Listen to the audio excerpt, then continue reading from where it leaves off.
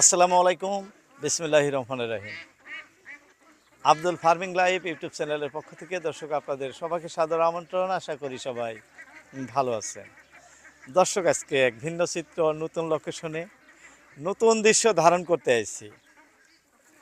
আমাদের আজগর ভাই একটি দেশি হাঁসের আদর্শ খামার গড়ে তুলছেন, সেই খামারের দৃশ্য আপনাদেরকে দেখাবো।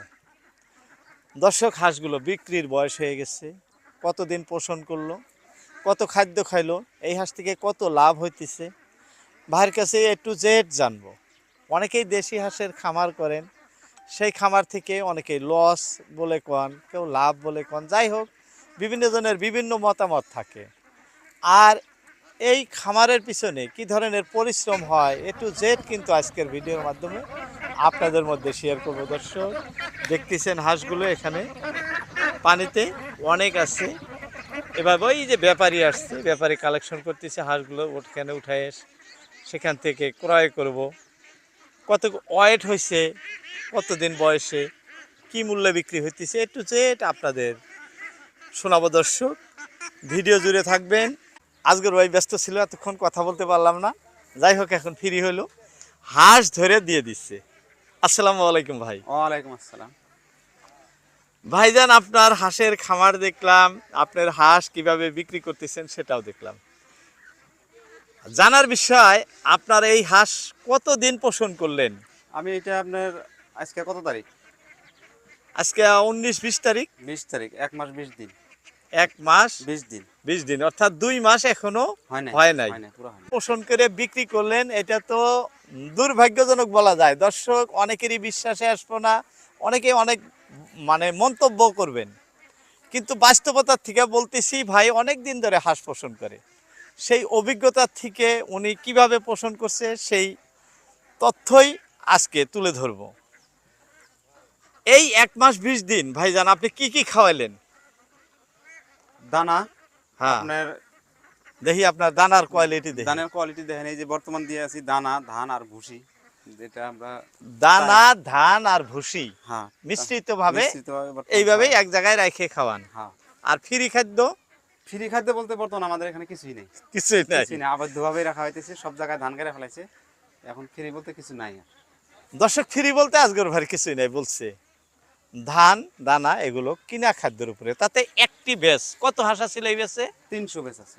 300 বেশে মানে কত টাকা খরচা হলো আইডিয়া এখন পর্যন্ত? এখন পর্যন্ত আমার ধরেন 60-65 হাজার টাকা খরচা হয়ে গেছে।